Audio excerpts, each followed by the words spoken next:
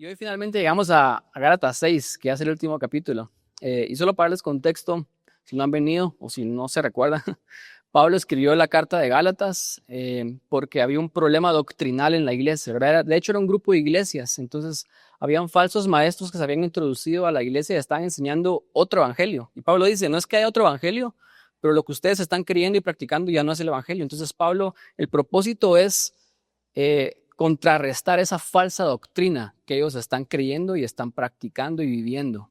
Entonces Pablo se toma como, es un patrón de Pablo, ¿verdad? Los primeros capítulos de su carta en como que resolver el problema doctrinal. Pero Pablo siempre después de dar o resolver el problema doctrinal siempre lo lleva a algo práctico. Entonces en el capítulo 5 Pablo ya empezó a hablar acerca de comportamiento, empezó a hablar acerca, diciéndole a las personas, dejen de pecar prácticamente, dejen de andar en la carne, esto es la evidencia de la carne, anden en vez en el espíritu, ¿verdad? Dejen que el espíritu los cambie. Entonces, eso hemos estado hablando, o sea, siempre empieza con doctrina y quiero que piensen esto. No es una pérdida de tiempo estudiar bien la Biblia para determinar qué es lo que tenemos que creer, porque nuestro comportamiento sigue en nuestras creencias, ¿verdad? Entonces, Pablo eso es lo que hace en todas sus cartas, él siempre da un buen fundamento doctrinal porque eso nos dice qué tenemos que hacer, cómo tenemos que actuar. Entonces después Pablo se pone en práctica en el capítulo 5 y finalmente el capítulo 6 también en el capítulo 5 Pablo empieza a hablar acerca de cosas relacionales. Porque lo práctico no solamente acerca de nosotros, cómo vivimos, cómo cambiamos, sino también es acerca de cómo nos relacionamos unos con otros. Entonces aquí ya estamos llegando a un aspecto relacional acerca de cómo tenemos que vivir en comunidad. Entonces vamos a leer Gálatas 5 y voy a regresar un par de versículos 3 y 15, Gálatas 25 al 26 y después Gálatas 6 del 1 al 5. Lo voy a leer para que tengamos contexto. Dice, porque vosotros hermanos a libertad fuisteis llamados, solamente que no usen la libertad como ocasión para la carne, sino servíos por amor los unos a los otros, porque toda la ley en esta sola palabra se cumple, amarás a tu prójimo como a ti mismo. Pero si os mordéis y os coméis unos a otros, mirad que también no os consumáis unos a otros.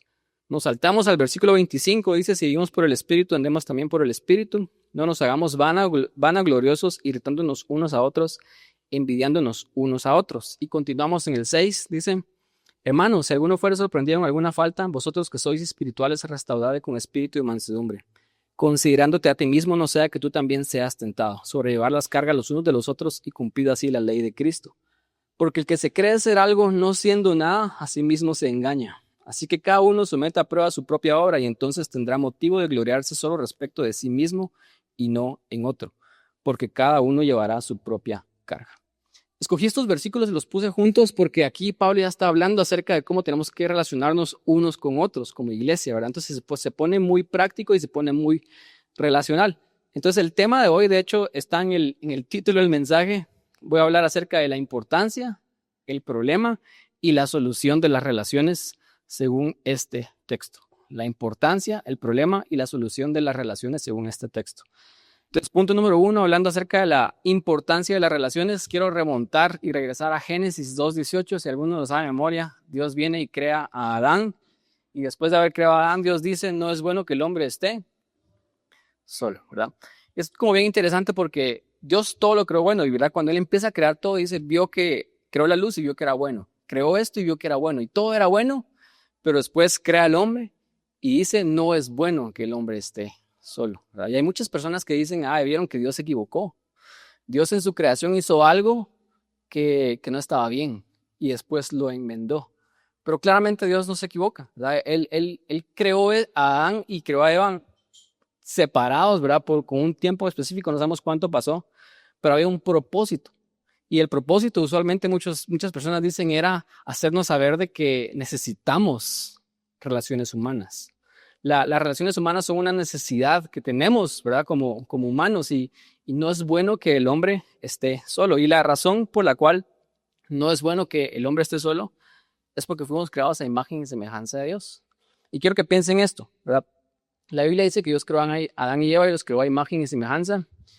Y también la Biblia dice que Dios es amor, ¿verdad? En Juan.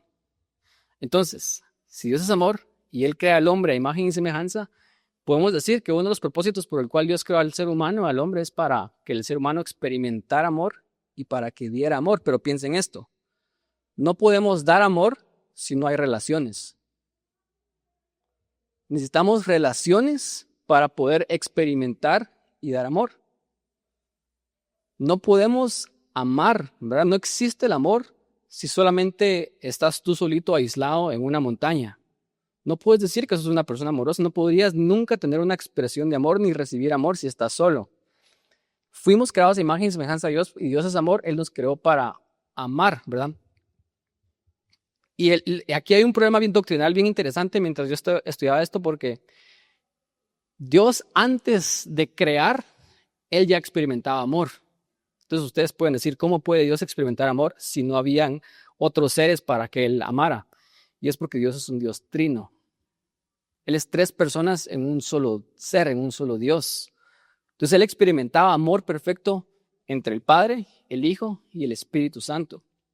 Por eso es un gran peligro las religiones que dicen que Dios no es un Dios trino.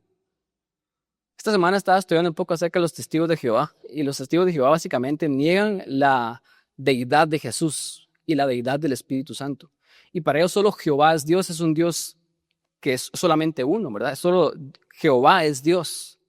Pero Jehová no puede experimentar amor y no puede ser amor si Él no es una Trinidad. Piensen esto. Los musulmanes dicen algo muy similar con respecto a Alá. Y a veces las personas dicen, ellos adoran el mismo Dios, solo que variamos en ciertos detalles, ¿no? Es otra religión completamente porque su Dios no es un Dios trino. Y si Dios no puede experimentar amor entre Él mismo, entonces Él no puede ser amor. Dios después crea a sus ángeles, a la creación para como una expresión de amor, ¿verdad? Porque Él ya era amor. Entonces solo es un poco como apologética que nos ayuda a entender el Dios en el que nosotros creemos, ¿verdad? Entonces, Dios es amor, Dios nos creó a imagen y semejanza, entonces nos creó para amar, para recibir amor, pero para eso necesitamos relaciones. Nosotros no somos seres trinos, nosotros sí necesitamos relaciones.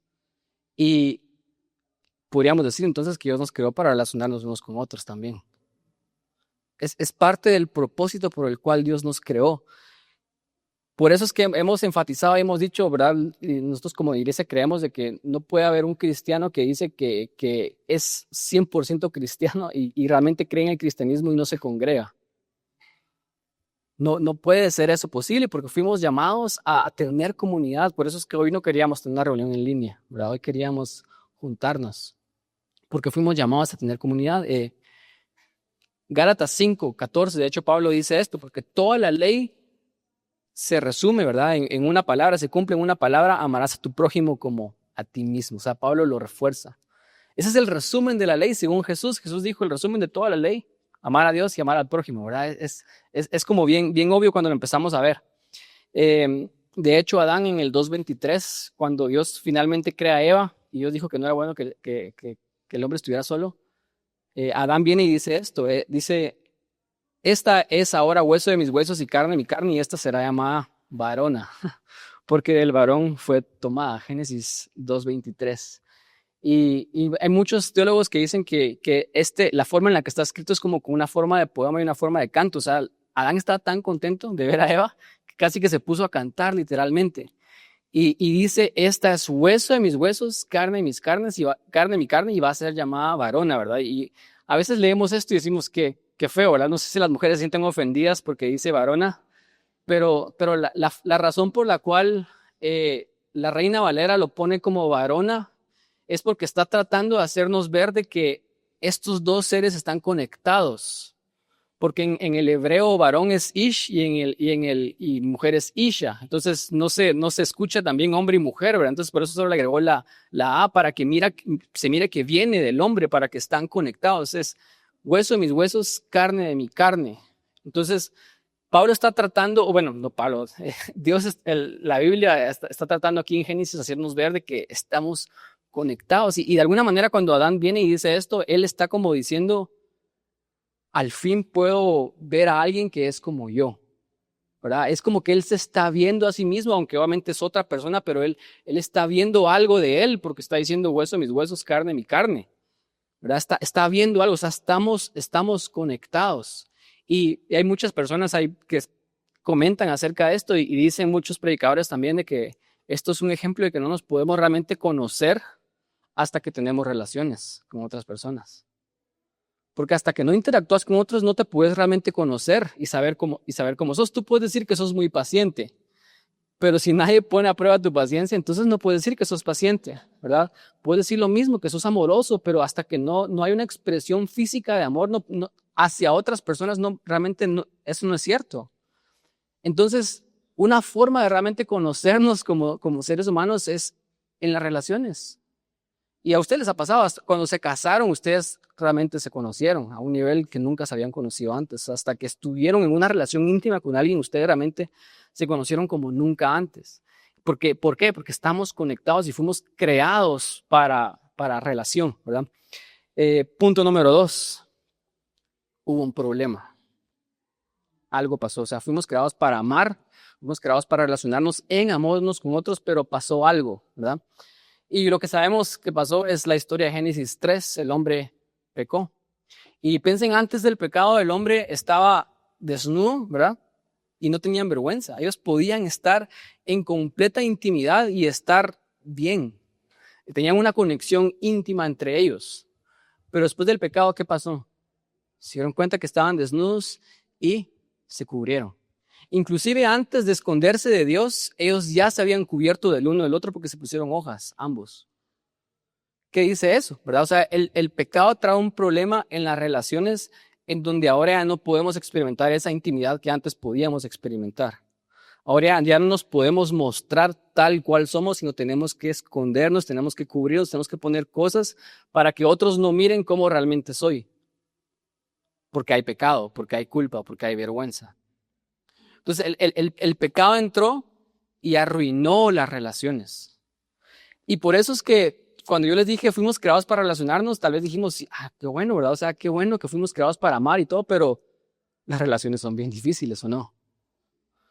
Y donde quiera que hayan humanos van a haber problemas, ¿o no? O sea, no hay una iglesia perfecta, no hay un gobierno perfecto, no hay ningún lugar en donde hayan seres humanos y todo esté bien. ¿Por qué? Porque hay seres humanos ahí. Y siempre y cuando hayan seres humanos relacionándose, siempre van a haber problemas. ¿Por qué? Porque el pecado lo arruinó todo. Entonces, escuchen lo que dice Pablo. Ahora sí regresamos a Pablo en el versículo 25, Gálatas 5:25, dice, si vivimos en el Espíritu, andemos también por el Espíritu. No nos hagamos vanagloriosos, irritándonos unos a otros, envidiándonos unos a otros. Y aquí Pablo empieza a llevar cuál es el problema de las relaciones. Él dice que estamos siempre irritándonos, estamos siempre envidiándonos, siempre hay problemas relacionales unos con otros. Eso es causa del pecado, pero esta palabra irritar en el original realmente significa provocar, desafiar a combate. Y cuando tú provocas y tú estás desafiando a alguien más es porque usualmente te sentís superior que esa persona, ¿verdad? Tú desafías y provocas a aquellos con los que sabes que les vas a ganar. Entonces habla como de cierto sentido de superioridad. Y la otra palabra, envidias, que realmente significa celos, habla acerca de ver otros hacia arriba. Nosotros estamos celosos de lo que esa persona tiene, ¿verdad? Entonces, la Biblia es exacta, la Biblia es inspirada por Dios porque Pablo acá viene y él habla de que estos problemas usualmente causan estas dos reacciones entre humanos, un complejo de superioridad y un complejo de inferioridad. En donde siempre estamos viendo para abajo a unos y siempre estamos viendo para arriba a otros. Y dígame o no si lo queremos resumir, ¿verdad? Que Pablo está tratando de resumirlo acá. Eso podríamos decir que a veces todas esas consecuencias de que a uno se cree mejor que otro y uno se cree inferior que otro, eso es lo que usualmente causa todos los problemas relacionales. Pero la raíz que causa esas dos cosas, específicamente este complejo de superioridad e inferioridad, Pablo lo dice aquí en el versículo 20, en el 26, dice, no nos hagamos vanagloriosos, irritándonos unos a otros, envidiándonos unos a otros. O sea, porque somos vanagloriosos, nos irritamos y nos envidiamos. Porque somos vanagloriosos, nos sentimos superiores e inferiores a otros. Entonces, ¿qué significa vanagloriosos? ¿Verdad? Usualmente pensamos que alguien vanaglorioso es alguien que vive con mucha vanidad, alguien orgulloso, usualmente es lo que pensamos. Pero el original, nuevamente, esta palabra es una palabra compuesta, significa kenodoxos, ¿verdad? Kenos es sin y doxos es gloria. Es alguien que no tiene gloria. Y ustedes saben que gloria, por ejemplo, en el hebreo, la palabra gloria, kabod, significa peso, sustancia, esencia. Entonces, cuando decimos la gloria de Dios, estamos hablando de la sustancia, de la esencia, del peso de quién es Dios. Entender la gloria de Dios es entender quién Dios realmente es. Entonces, cuando decimos que el ser humano no tiene gloria, porque es kenox, doxia, que no tiene gloria, sin gloria, es que el ser humano no tiene sustancia, no tiene esencia, no tiene peso, no tiene identidad, no tiene significado. Y porque estamos vacíos, tratamos de aspirar a ser algo o agarrar algo que no tenemos. De hecho, ¿cuál es la definición de vanagloria sin el español? Seguimos a los diccionarios de griego y hebreo. La definición de vanagloria es alguien que siempre aspira para ser visto. Está tratando de que otros lo miren. ¿Y por qué está tratando de que otros lo miren? Porque sabe que nadie lo mira en el centro, sabe que hay algo vacío dentro de él o ella. Entonces trata de hacer ver que otros me miren a través de un complejo de superioridad, un complejo de inferioridad. Los dos son problemas de la misma raíz, ¿verdad? A veces dicen, no, es que yo no soy alguien egocéntrico porque no soy orgulloso. Pero si te crees menos que los demás, sigues siendo egocéntrico porque estás cerca de ti. Porque no tenés nada, porque estás vacío, porque no tenés gloria. Entonces tratamos de obtenerla en los conflictos relacionales que nosotros estamos pasando. La Biblia es increíble, a mí me encanta estudiar la Biblia porque la Biblia nos da unas respuestas que necesitamos realmente para nuestra vida. O sea, Pablo está diciendo aquí que el problema que tenemos es que estamos vacíos. No tenemos gloria. Yo le puse a ChatGPT, mira, dame algunas frases de famosos que hablen acerca de esto y me dio varias y se las voy a leer acá. Madonna, no sé si se recuerdan, tal vez es muy vieja para la mayoría. Pero Madonna dice lo siguiente: mi intensidad en la vida viene de ser mediocre. Eso siempre me ha empujado. Bruce Springsteen, otro cantante americano, él dice, me he pasado la vida juzgando la diferencia de la persona que soy y la persona que quiero ser. O sea, siempre se está criticando a sí mismo que nunca es suficiente. David Bowie, o cantante inglés ahora, todos viejos, perdón. Yo creo que los nuevos no dicen nada profundo, pues por eso. David Bowie dice, siempre estaba buscando algo que no podía encontrar. O sea, la razón por la cual él seguía persiguiendo el éxito es porque siempre estaba buscando algo que no podía encontrar. Y Vincent van Gogh, ¿verdad? El pintor holandés, dice, siempre estoy haciendo lo que no puedo hacer todavía. Siempre estoy tratando de aspirar a algo más, nunca es suficiente. Y todas estas personas fueron exitosos y la razón de su éxito es porque siempre seguían persiguiendo alcanzar algo que ellos sabían que no tenían. De tratar de llenar el vacío. En el caso de Vincent van Gogh es muy triste porque él murió sin alcanzarlo. Él se hizo famoso hasta después de que se murió, ¿verdad? Alguien encontró sus pinturas. Y es eso. Si miramos a la mayoría de gente exitosa, tal vez toda la gente que admiramos, la que más se esfuerza, es porque están tratando de llenar un vacío a través de su esfuerzo, de su trabajo. Porque en el fondo saben de que están vacíos. Y tal vez podemos decir, es que esos famosos son bien superficiales, pero si somos honestos, nosotros nos sentimos igual. O sea, tratamos siempre de llenarnos con trabajo externo, con éxito, con un montón de cosas. Como Adán y Eva nos cubrimos con todas estas cosas porque en el fondo sabemos de que estamos vacíos. Hay un psicólogo que se llama Alfred Adler, psicólogo austriaco, y él dijo lo siguiente: un niño que se porta mal es un niño desanimado. Y él estaba tratando de explicar que cuando un niño no logra conexión a través del afecto, él lo busca a través del conflicto. Porque es muchísimo mejor recibir el enojo de los papás que ser ignorados por los papás. Y pensemos en nosotros, ¿verdad? Esto es cierto con los niños, porque de hecho uno de los peores castigos que les damos a los seres humanos, ¿verdad? Cuando alguien se porta mal en la sociedad, lo aislamos de la sociedad, lo metemos preso. Y cuando se portan mal estando presos, lo aislamos de los otros presos, el confinamiento, ¿verdad? El aislamiento. ¿Por qué? Porque es uno de los peores castigos que un ser humano puede recibir, el castigo de ser ignorado. Y como seres humanos somos igual que los niños, o sea, preferimos más el enojo de alguien y por lo menos estarnos alegando y estarnos, porque eso es atención, sigue siendo atención, a ser ignorados. ¿Verdad? Si ustedes han tratado de hacer contenido en redes sociales, a veces no es que nos dé tanto miedo el que nos juzguen, sino el que nadie nos mire. Que no tengamos ni un like, ¿verdad? Tal vez solo el de nuestra mamá. Porque es uno de los miedos más grandes que tenemos como seres humanos, el miedo de ser ignorado. Entonces, Pablo dice, no nos hagamos vanagloriosos, irritándonos unos a otros. Pero si vamos yendo más profundo, podemos decir que el problema es esta vanagloria, estamos vacíos, pero ¿cuál es el problema o la razón por la cual estamos vacíos? Y Pablo también lo dice en otra carta, Romanos 3:23, dice, por cuanto todos pecaron, están destituidos de la gloria de Dios. O sea, el problema raíz es el pecado. El pecado causa ese vacío, no solamente causa todas las cosas que ya sabemos, muerte espiritual, desconexión con Dios, maldición a toda la tierra, sino también causa un vacío en el ser humano, porque el ser humano fue creado para habitar y experimentar la gloria de Dios. La gloria de Dios es el único peso y la única sustancia que verdaderamente nos puede llenar, pero el pecado nos destituye de la gloria de Dios. Y ahora estando vacíos, porque somos pecadores, queremos llenarnos, ¿verdad? Y tratamos de obtener eso de otras personas.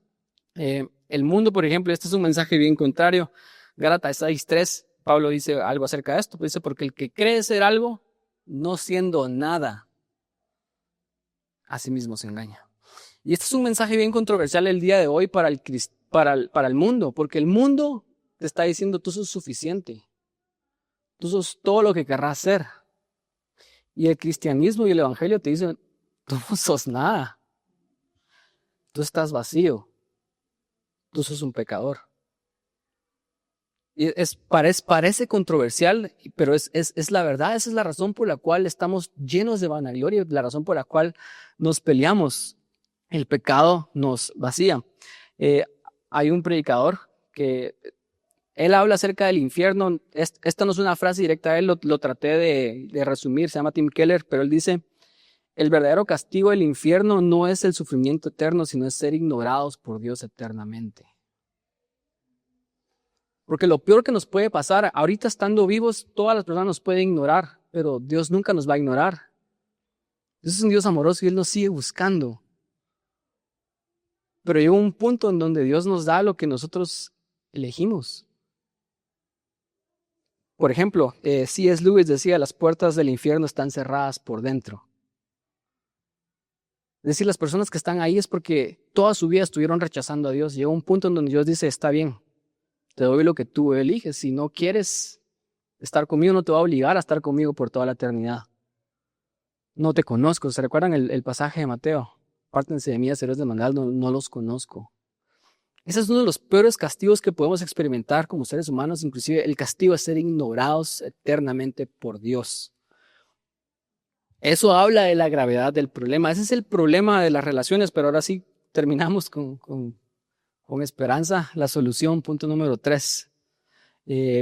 Pablo dice en el versículo 13, porque vosotros hermanos, Gálatas 5:13, porque vosotros hermanos a libertad fuisteis llamados, solamente que no uséis la libertad como ocasión para la carne, sino servíos por amor los unos a los otros, porque toda la ley se cumple en esta palabra, amarás a tu prójimo como a ti mismo.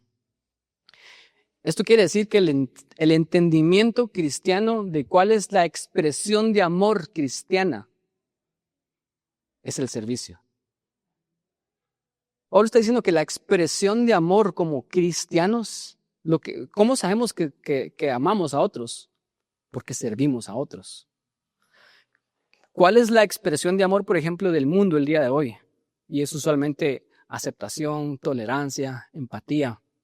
Y no son necesariamente cosas malas, pero esa no es la verdadera expresión de amor. La verdadera expresión de amor, según la Biblia, es servicio.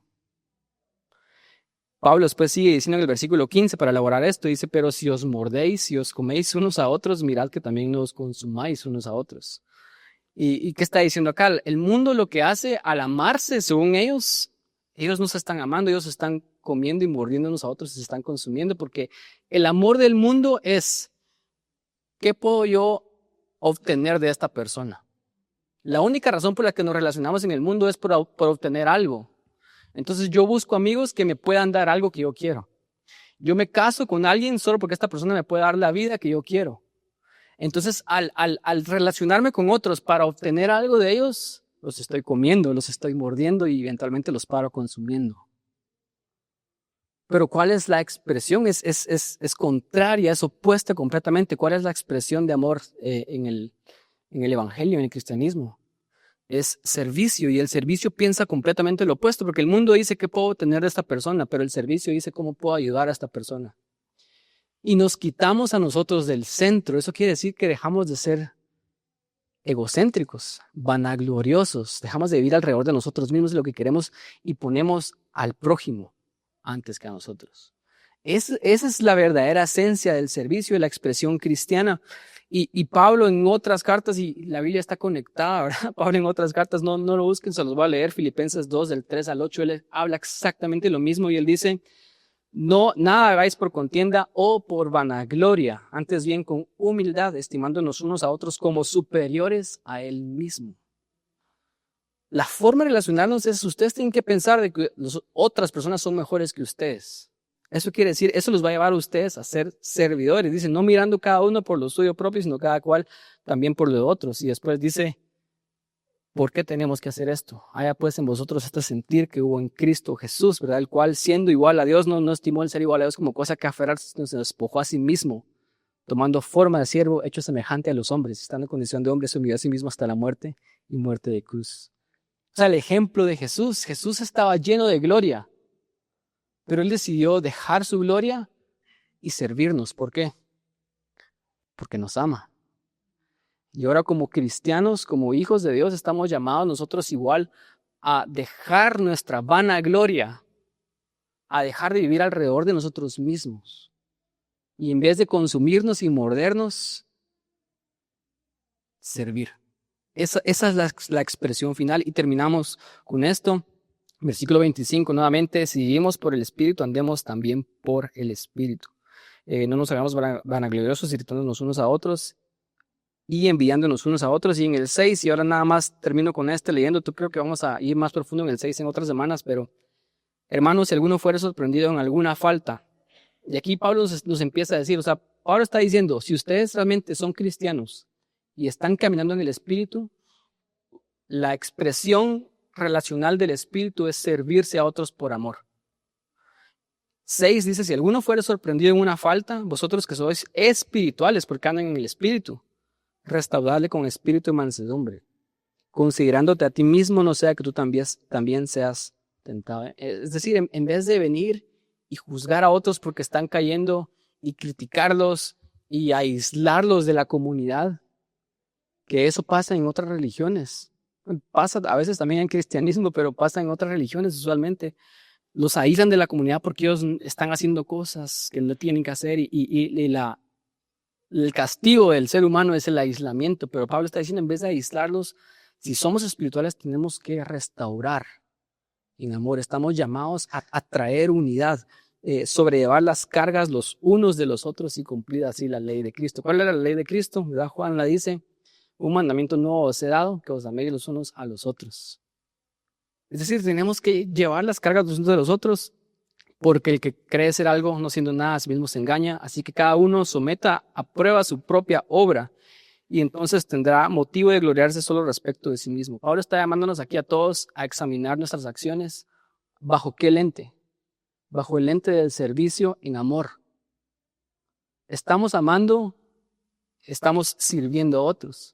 Y si ya estamos haciendo eso, estamos sirviendo a otros, preguntémonos por qué. ¿Será que lo estoy sirviendo para que otros digan qué bueno soy y recibir gloria? ¿O realmente estoy sirviendo porque amo y no estoy esperando recibir nada a cambio? Pablo está llamando a examinar nuestras obras y termina diciendo esto, porque cada uno llevará su propia carga. Me parece una contradicción porque primero dice lleven la carga los unos de los otros y después dice cada uno lleve su propia carga, ¿verdad? Y no es una contradicción, sino Pablo está diciendo, nosotros deberíamos de caminar no esperando que otros carguen mi carga. Yo me voy a hacer responsable de mi carga. y me voy a hacer responsable también de la carga del otro. O sea, yo debería de ser responsable de mi carga y aprender a cargar mi carga, pero también voy a ser responsable de la carga de otros, pero no estoy esperando que otros carguen mi carga. Lo vamos a dejar hasta ahí. Nos ponemos de pie, vamos a terminar orando.